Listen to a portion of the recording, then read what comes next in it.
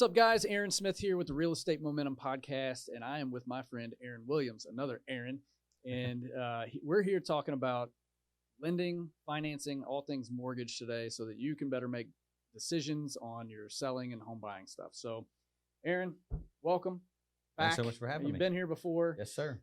So we just had a pretty good behind-the-scenes chat, and we talked about recent negotiations that we went through. We talked about an FHA offer, and we talked about how you can put the ingredients together before you go on the market. And we just talked about a little bit about what you do behind the scenes when you get a borrower to come into you and some of the things you ask for and why you do it ahead of time. So let's break that down for a second. Okay. Right. So I'm a borrower. I come in to see you. What can I do to better prepare myself before I even make the phone call to you? Perfect. So really what we're trying to do is we're trying to set up and figure out exactly what you're looking for to begin with. Okay. You currently own a home. Are you selling your home? Do you need to sell that for down payment? Is there anything that would stop you from buying this new home before you sell your other one? So in this real estate market, it hasn't always been this way. Several years ago, if you were needing to sell a property before you bought one, wasn't a big deal. But a lot of people are getting multiple offers on properties right now. And one, if not more than one, are not contingent.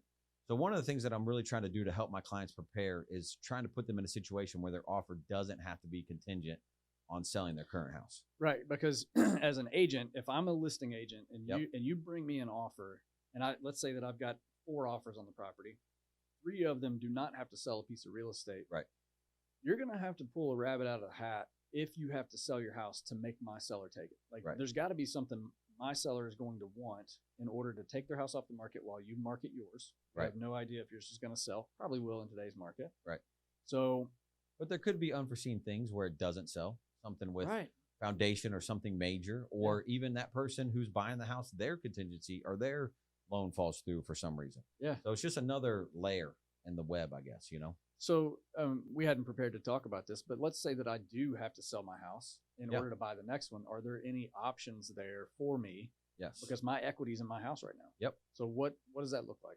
There are options. We actually have a bridge loan, and essentially what it does is it combines both of the homes and the equity between both of the homes, and then you do one loan together on your current residence that allows you to buy the new one.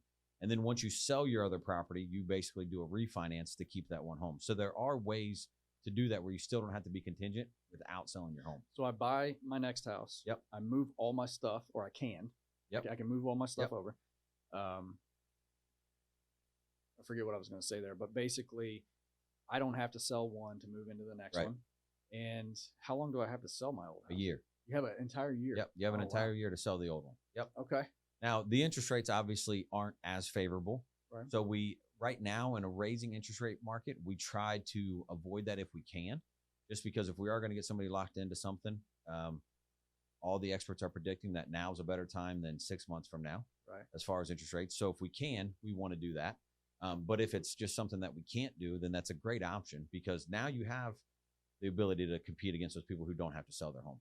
Yeah, because, if buyers are doing a lot of things right now. So the bridge loan's awesome. Is there are there any other options that are readily available that would make sense, or is that the main one? One of the things that a lot of people need when they're buying their new house is they need the equity out of their old home to buy the new one. Yep. And so one thing that I've been able to help a lot of clients with is you can actually buy a house with, especially if you already have a house, with 5% down. Mm-hmm. Okay. And so a lot of people will have 5% down, but they might not have 20% or 25% down. So what you can do is you can actually buy a home with 5% down.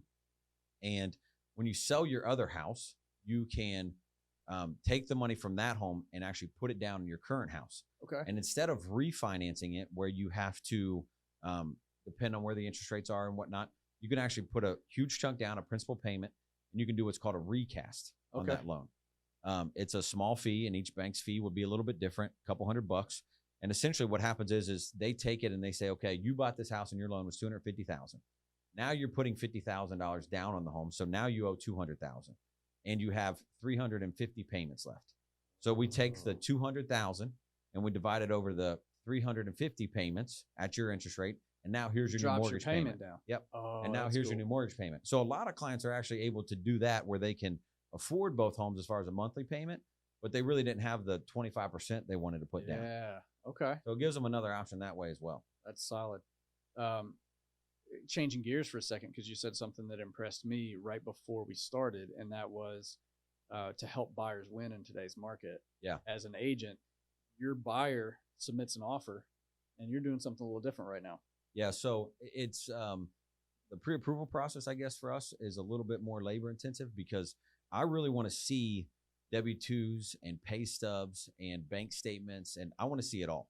And the reason why is a lot of times when clients are entering their information or saying, hey, I make X amount of dollars a month, they might forget about an annual bonus or they might forget about some overtime they have or whatever. And so I want to see all that so it allows me to ask the questions. Actually had a client today who put in that he made $8,000 a month, and that was pretty much his base pay. But every year he makes about $20,000 in overtime. So now I'm able to call the listing agent on their behalf and say, hey, I've reviewed W-2s, I've reviewed pay stubs, I've reviewed the down payment, I've reviewed it all, and there's no reason why this client shouldn't be able to close this house in 25 days or less. And so what that's allowing them to know is that there's no thing that's going to come up on the income piece and the asset piece or the credit piece that I don't already know about. Yeah, and as a listing agent, if I get a phone call from a lender, I'm going to take it. Yep. Because my seller's acceptance of an offer depends on that lender. Right. So I'm going to take that, and being experienced and basically want my clients to win with the least amount of hassle, I'm going to listen to what you got to say. And if you're like, man, you've already reviewed all 3 credit bureaus, you've checked all this stuff, and I know that, okay, this is locked in and solid. And if Yep. I don't believe there's going to be any inspection issues, you've called me and let me know that there's not going to be any financing issues. I feel like that's a solid deal. Yep. Whereas somebody who's got a lender who only works 9 to 5 at a lender out of the state, Right. like they didn't call me. Right. They didn't call to reassure that that offer was good. So well, and the other thing is too, is on those offers, they can have a pretty generic pre-approval for 200,000. mm-hmm. And you and I both know that depending on the location and the school district, taxes and things can vary a lot, and even insurance.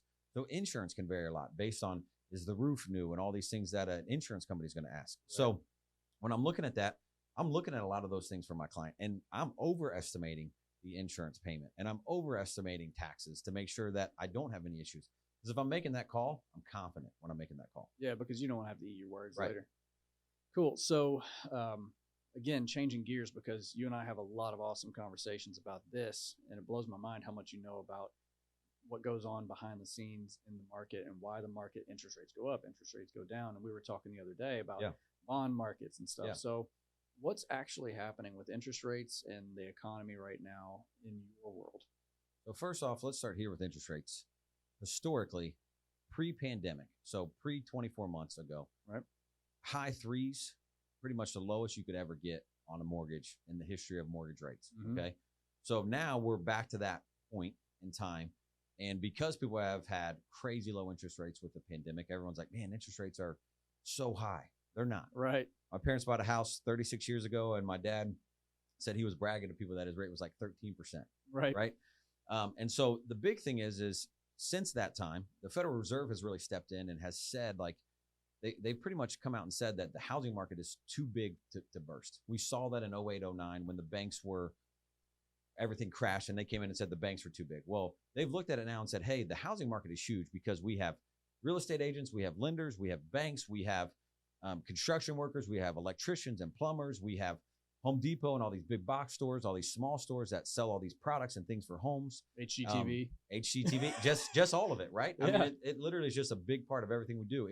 It truly is the American dream. Mm-hmm. And so because of that, they have continued to keep interest rates low by buying mortgage-backed securities when things get out of whack. Now, right now, what has happened with everything going on with Russia and Ukraine and everything that's happening there, the stock market becomes a lot more volatile. Right. Because sanctions are being implied. And so a lot of aircraft carriers aren't even allowed flying over international airspace at this point and different things like that. So when those things can't happen and businesses and companies that are being traded on the stock market are saying, hey, we might not be able to make our product, we might not be able to get the items for our product or what have you, then those stocks can drastically drop. Mm-hmm. And so bonds historically have been not as high of a interest rate that you can receive annually, but they're a lot more consistent. They're a lot more stable. And so what happens when you see a lot of volatility with things like Russia and Ukraine, things like that, you're going to see less people buying stocks and more people buying bonds. Right. And so when they do that, they buy the mortgage-backed securities. And when they do that, interest rates will go down when the stock market a lot of times goes down in those cases. So people are buying mortgage-backed securities because it is proven and believed that this is a strong investment compared to what the market's doing right now. Exactly. That's killer. And it's not something that you're not going to see like an 18% return on your mortgage-backed securities, but it's stable. And it's stable because it's such a big piece of what everyone does all the time. Yeah. And so that's why it's like last night they were talking about Ukraine or Russia was actually attacking the one of the plants, the nuclear plants. And so because of that, interest rates got better today because it could be, and that's one piece of it, right? Like there's other things that happened today. The jobs reports came out from February. Unemployment's down under 4%, but those are things that actually play into that because that could be a huge swing. Now Russia is technically controlling a nuclear power plant in Ukraine. So all those things make things volatile, just like you did. Yeah. All the hedge funds and everybody, they're shaking their head going, we don't know what's going to happen. We don't know what Putin's going to do next. So when those things happen, it just makes it volatile. And when it makes it volatile, people are like, okay, let's go with the safe bet. And a lot of times that's bonds and mortgage-backed securities. Yeah. So let's do a little myth busting really quick. That's great information because a lot of people see, they watch, they go on Google, what's today's mortgage interest rate, and they see it, but they don't understand why. Right. And with everything in the world, crypto, stock market, all that stuff, it's bouncing all over the place. And it's like, I have no idea if that's going up or down. Like, who would have thought coronavirus hits in 2020 in March, we shut everything down, housing market takes off like a shot. Yep. Crazy. And one of the reasons why that happened is because the Fed came in and said, we are going to buy mortgage-backed securities to keep this market stable. Yeah, and I think it's improved the economy like crazy. It has. Yep. And a lot, sidebar here, a lot of people, I see people in the gym, I see people at family gatherings and stuff that I haven't seen in a while. They're like, man, real estate's really popping right now. You must be having a great time. This is great. And I was like, it is. I love what I do, and it's absolutely awesome. But if I walk one more buyer through a house and I get a call from the agent and says, we have 15 offers, so we need your offer in the next 15 minutes, it's like, my poor buyers, man. I mean, they're going through stuff that it is fun. It is a good market. It's good that the sellers that we represent are coming out on top and making a lot of money. It's also frustrating to see a frown on your buyer's face after the third or fourth offer. So, but that's what's going on in the market right now. Myth busting. Yep. I heard the other day, it was another agent who told me that they talked to a lender and they said, and we'll kind of get into a little bit of an appraisal gap conversation here too. But the question I have for you, should I put 20%, and this is blanket statement, right? You haven't looked at all my financials and stuff, but blanket statement, if I put 20% down, I don't have to pay PMI on a product, right? Right. If I put 19% down and I do have PMI, do I get a better interest rate? Yes. Okay. So there's a tactic, right? There's a tactic. And the reason why is because if you put 19% down, you're paying for private mortgage insurance. Right. So what happens when you're paying for that private mortgage insurance, basically the PMI company, it's a separate company. Yep. They're stepping in and saying, we're going to guarantee anything from that 80% up to whatever. Mm-hmm. So you're going to get a lower interest rate, but then you're going to pay PMI. And then if I then swing in and pay the other percent, pay my loan down, I've got equity. Can I drop that PMI? Yeah, so that's so one I've thing got a lower interest rate and I don't have PMI. And that's the one thing that you want to check with your lenders because there are certain lenders that will make you keep the PMI for a certain period of time. Yeah. That way that doesn't happen. They've caught on. Yeah, that way that doesn't happen. So a lot of times you'll have to keep it for a certain period of time and you would have to check with your particular lender, but that is why. And so a lot of times, like when I'm talking with people in regards to putting the 5% down and then putting more down later when they sell their house, they're okay with it because their interest rate is just as good, if not better. Right. So their interest rate doesn't drastically change in those situations, but a lot of times because the PMI company is covering the overage over 80% on the loan to value, if you will, that it will help your interest rate. Now, a lot of times, and it's different on every file and credit scores and whatever, usually the 25% down and the 15% down or what have you are the same interest rate. Okay. And so usually once you get to that 25%, you're usually, I mean, obviously unless somebody puts down 60% or what have you, but usually that's kind of like your best interest rate is when you're putting that 25% down because now you really have quite a bit of equity in that home. Gotcha. So we're seeing a lot of appraisal gaps Yep. in today's market Mm-hmm. for those who can do it, right? Yep. So if I'm a buyer and I've got at least 20% to put down, how would you go about it?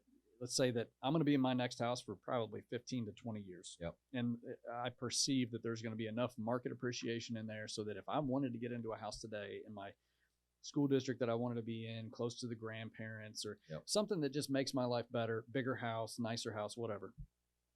If I could put 20% down versus, hey, let's put 10% down and then save that other 10% as an appraisal gap. Yep. Are you seeing a lot of people do that right now? Yeah, we're seeing that, and we're also seeing people that are saying it depends on every scenario. I had a client recently, and I'll just go through scenarios with them. I'll say, hey, you can put down 5%, you can put down 25%. Here's the different options. Literally had a client that I went over this with today, and they were like, well, we want to put down anywhere from 5% up to 80 grand. And we don't have an exact amount of the house, but that's drastic.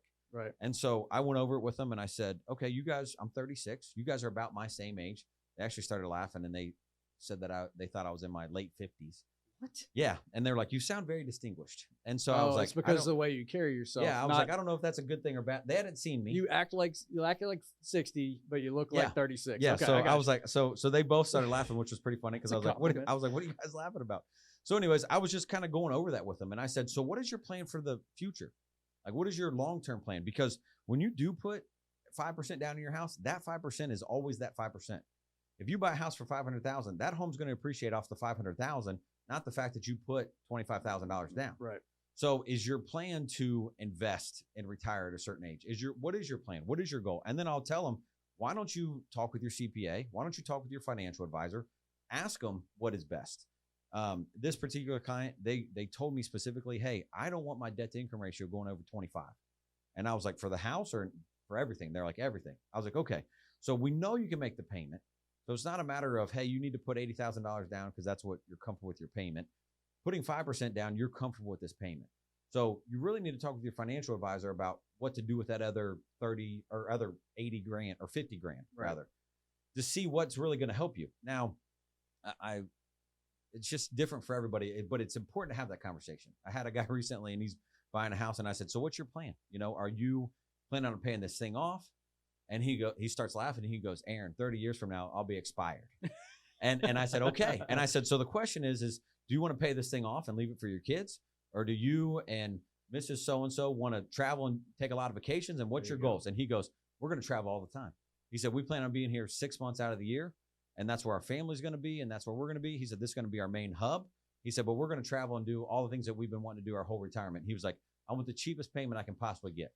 Yeah. I had this conversation with a friend of mine the other day and they were talking about, okay, well, we have about 30 or 40 grand. Yep. Should we use this to pay down debt? Yep. Or should we invest it? Because they do want to invest. They don't want to work forever. Right. And I told them, I was like, look, what's your interest rate on your house? 3 something, right? Because they just bought their house. And then I was like, okay, do you have any debt over 8%? Like revolving debt, credit card debt, and stuff like that. It's like, because if you put your money, like today, and I'm not a financial advisor, I told them that. It's like, I'm not here to guide you. I'm just kind of giving you some ideas. But if you have your money in an index fund that's bringing 9-10% a year, then keep that house debt. Don't pay down your house because you're paying off 3% when you can go earn 11% with your money. And the other thing is too, is on your house, the interest and the taxes, tax deductible. So those are things that you can do as well. So I have a client right now that actually closed this morning. Congratulations, by the way. Thanks. They did a quick refinance. Actually, Kayla sent them my way. Oh, cool. We did a quick refinance with them and they were just trying to figure out what to do. And so they're like, hey, we could pay off this and we can do this. And so really just talk to them about their goals. What's their plan? They're like, hey, 5 to 6 years, we want to move. We want to move down south, Alabama, Florida, something like that. Yeah. So what we were able to do is we were able to actually pay off their debt. They were on a 30-year loan. They had like 25 years left. We put them on a 20-year loan. So they're paying the debt now faster. Mm-hmm. They're paying more principal. And now they have more money in their home that they're able to write off on their taxes for interest. And then also their taxes on the property. So it ended up saving them like $600-700 a month. Wow. On their loan. And they were able to get a little bit of cash out with it as well. So now their plan is we're going to stay here for a few years. We're going to pay the house down a little bit. As we pay the house down, we're going to pay the principal down faster because we're on a shorter amortization schedule. And then we'll be able to move in a few more years once we're more comfortable. Cool. So it's really just trying to figure out what your game plan is. Well, and I think what we're trying to say here is there's two things. Number one, if you're trying to decide how much to put down on the house, if you do have resources and you really, really want this house, you can put down less money on the house than you had planned to. Use the rest for an appraisal gap. The appraisal comes in just fine. You can put it down. Put it down and just use that as your down payment as intended, and you have a way better shot of winning that bid on that house. And it's a big, it's an easy change to do that. So everything comes in with the appraisal, everything's good. Or if the appraisal changes, it's very, very easy to say, hey, we want to put 10% down instead of 15%. Literally, our bank, we have that changed, and within the same day, we send you out a new disclosure saying, here's your new loan amount. So it's not anything that's going to delay your closing, anything like that. I love the fact that you take that approach with a borrower, that you look at a very consultative way, right? Mm-hmm. It's not just like, oh, you want to buy a house? Here's how much money you make. Here's how much house you can buy. And yeah, you can put 15% down. That's fine. Right. Instead, you're like, you dig in a little deeper because you're trying to help them solve more problems than just a pre-approval letter on a Wednesday afternoon, right? So, and the big thing is I've been doing this for 18 years, and I'm to the point now where I'm actually helping out kids of people that I've helped. Awesome. Over the past years. So it's, and that's because I do it that way. I think because I take the consultative approach and try to really figure out what's important to them. If they call me back 3 years and say, hey, Aaron, we're selling this house, we said that was going to be our forever home, that's okay. Things change, life happens, but now I can help them again with their new plans. Yep. And so a lot of times I'll get those conversations like, hey, this is what we're looking to do. What's your advice? And I'm really just let them talk it out. And as they're talking it out, they figure out what makes sense to them. So, and that's why people remember your name. Yeah. Because you're not just cranking out a pre-approval letter. You're actually taking time to understand them, what their goals are. They want to travel, all that stuff. So that's huge. The first question I usually ask most buyers is, what payment would you be comfortable with on a new house? Okay. Because their idea of what a payment might be, an idea of what they can afford on a house, they'll be like, well, we want to buy a $500,000 house. Okay, what payment are you comfortable with? $1,200.